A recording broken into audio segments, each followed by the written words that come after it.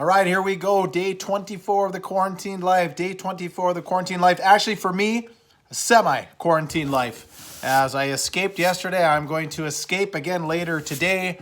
I'm going to do my civic duty, even though I hate needles with a passion. I'm going to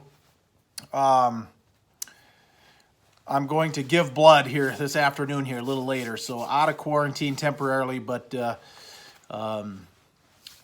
like I said, just for a quick errand to do that because I guess they're short on blood and I'm O+. I think O- is the universal donor. I'm O+, but I guess they want me. They called. So as my kids always remind me, like, subscribe. You can even share, I guess. There's something sharing. Like I said, I don't know social media enough to know.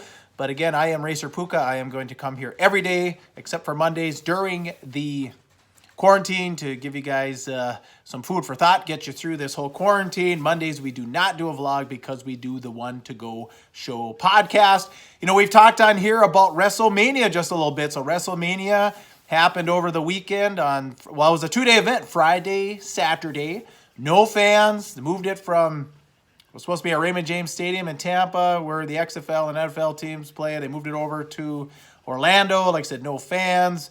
I think they had 8 matches a night. I've got some numbers here. 967 million views between the WWE Network, WWE.com, YouTube, Twitter, Facebook, Insta, TikTok, and Snapchat. So pretty unbelievable. It's like $9.99 to subscribe to the WWE Network. And they said it's like $59 to get it that night. And then I guess it was even free if you got like a 1-month trial. So I don't know all that. I just know we've talked about a little bit here, just how popular that thing could have been because there's just such limited entertainment. It sounds like it fit the bill. According to WWE's network, of course it's Vince, he's not shy of self-promotion, but he said they smashed all the records here for WrestleMania 36. So that kind of got me thinking about a couple of things. First thing being, just Vince himself. Vince, I mean, you talk about a stud, just a complete stud, billionaire. And he, wrestling looked a little bit like racing at one time. According to, I've got a buddy that's a complete aficionado of wrestling. He's had that WWE network since the first month it came out, I think in like 2014. What he said was wrestling used to be real regional. There was like a Southeast circuit. Vince, his dad actually ran like the Northeast circuit. Was it Gagne? Something Gagne? Vince? Is it Vince? No. Dave Gagne, whatever. Gagne out of the cities that kind of cover the Midwest and stuff. So he was, telling me about this, but bottom line being at one point in the 80s, Vince dropped the hammer and said, we're going national. We're going to take over everything so we can do a national, but you saw cable TV, right? We're going to do a national broadcast. We're going to sell advertising nationally. We're going to promote these people on a larger national scale. And it made me wonder where racing would be if we had a guy like Vince that could really power this thing forward. Obviously, Vince is smart. He's done a great job for himself, his family, built a heck of a business. And the closest thing I guess we've really had to that, at least on the late model side, I mean, we had Doug Johnson who started the World of Outlaw Sprint Cars. I just don't know. He was just so much before my time. But Doug Bland, picked up the torch with the late models there in the early 2000s, when they had the Extreme Dirt Car series going. He bought that from UDTRA, I believe was the history. What I do know for sure is, he signed that $13 million advertising contract with Stacker 2. And, that right there, I mean, a guy that can sell that kind of an advertising package is legit. I don't know where Doug Bland was on the racing stuff, as far as if racers liked it. We did talk to Jimmy Mars a couple weeks ago, and he said he liked him a lot. But, if we really had that driving personality, would consolidating the sport benefit us on a more of a national level? Will we grow faster? Would we grow better? I don't know, because with 2 series, you're getting, I guess you could say in theory, twice as much exposure when you're racing on 2 places on a Saturday night versus 1 place. But then again, with the way technology is these days, you put the best on one stage, and then you can also televise that via the internet or traditional TV or what have you. So, but yeah, Doug Bland, like I said, it was an interesting situation. What Jimmy told us was, unfortunately for him, Stacker 2. I mean, when you have $13 million behind you, you can get creative, you can do things, right? And it was like a 10-year sponsorship deal. I mean, probably the richest, I don't know for sure, but I'm assuming the richest that anything having to do with dirt track has ever seen, whether you're talking late models or sprint cars, modifieds, whatever. But he said that as time went on, Doug had some bad luck as Stacker 2 filed for bankruptcy.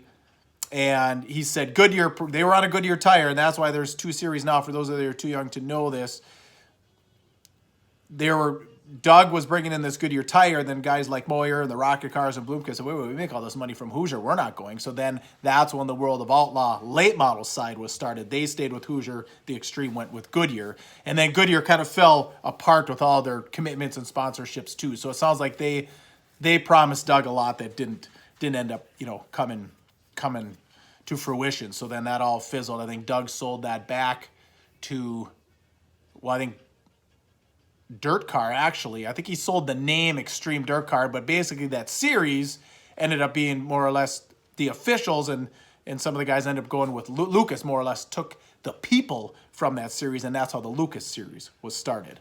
So that's where we're at today, World of Outlaws and Lucas. And I guess the other guy that could do some of this, and this kind of relates back to yesterday, I was thinking some more about all of this, and it's Tony.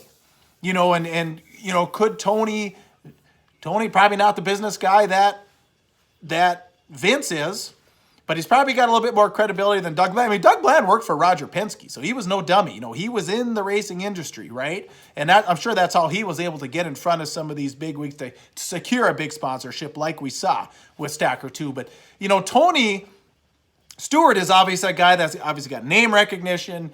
He can get sponsorships, right? Obviously, I mean, you see all the big events he's promoted at, Eldora at his track since he's been there, and there weren't a lot, and there wasn't title sponsors for the Dream or a lot of these races before. Now, and even the billboards now, you've got you see a lot of Tony's old sponsors, on the billboards there. So like a Bass Pro Shops and such. So Tony, somewhere in between there, and so that got me thinking about my conversation yesterday on here. Maybe Tony doesn't even need Lucas or Wu to sign off on this thing. Maybe Tony does something like this on his own to kind of save dirt racing. And when I say save dirt racing, not only just kind of salvage a season so that the teams can get through so they're making some income, but also just save it from the iRacing, who even Ryan Aho, my co-host, we talked a little bit on the One to Go show. He is very concerned also, and he's got a promotions company, and he's starting to see this thing, how much it's growing. I mean, you jump on Facebook these days, and it seems like I scroll 5-6 scrolls, and there's some sort of video game racing on now constantly. And they're all getting eyeballs. I look, and it's kind of scary because we don't know how many people are going to come back from real racing after doing the iRacing, and not just the fans, but also racers or potential future racers. So Tony might be able to put something together here where, if he gets the permits, he's got that big property, he invites 20 sprint car teams, for instance, 20 late model teams, for instance, and no fans, but like I said, maybe they race once a day, maybe they race twice a day. He gets them up there for a certain amount of time. Say, hey, you come in, and we're going to do X amount of shows. And then, like I said, he's got the credibility to go and sell sponsorships that would air on the internet broadcast or TV broadcast if he could get that lucky. Distribution, I don't think it'd be a problem for him because they do, you can go on YouTube and see all the world. I'm assuming that's all their stuff that they've got there at Eldora. When you can go on and watch highlights from the Dream or the World, etc. So I think they've got all the cameras and stuff. You can just distribute through YouTube. You could do something kind of like Barstool Sports does a lot of that. Or of course, with Dirt on Dirt's help, I'm sure they would get in there, and you could do the subscription type model. So that's how Tony would make his money. And the thing with Tony is he doesn't need to make any money, right? I mean, he's the guy that could try this to try and save racing, to try and save the racers, to try and get the sponsors all together as far as sponsors on the cars, so that the cars save their sponsors, get a little income into the racers' pocket because they're actually racing, and they get to keep their sponsors.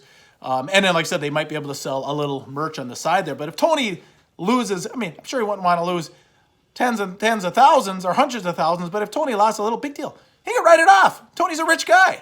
I mean, we're in tax season right now, right? I mean, who wants to, it's horrible right now, right? I mean, tax day's next week. Taxes are on all of our minds. We all hate taxes. So Tony is somebody that, if he could take a little loss, but for the future of the sports, because just like there's small businesses in your town and such that aren't going to come back, there's going to be race teams that aren't going to come back. They're just not going to be able to survive this. And some of these full-time ones, and even part-time guys, like I said, they lose their job, then they're not racing. And to fill a field, it's not just always with all-stars. There's that, that 20th guy that Tony invites, and maybe is, like I'm just using an example, if they invited 20 teams, maybe that guy isn't necessarily always a full-time racer. He's one of those guys that kind of daisy chains checks for starting pay to make it work. So this is a way to kind of save everybody. And then, like I said, this video encroachment, might potentially be stopped. So that's kind of my idea. That's kind of what Vince, the way Vince put this all together got me thinking how maybe Doug Bland kind of got the torch lit, and maybe Tony can actually get this thing, to go right now as far as just saving our sport and getting some racing in sooner than later. And what you guys can comment on is, the interesting thing is, what would you pay? Say they guaranteed, dozen sprint car races, dozen late model races, maybe they're all meshed into one package. What would you pay for something like that for a month, or maybe whatever? To say there's 2 dozen races, so you could comment on here, what a reasonable price would be. That'd be interesting to see what everyone thinks. And I think I'm out of time. It's lunch break for me right now. I have to get back to work. So we will see you all on tomorrow's vlog. Take care, everyone.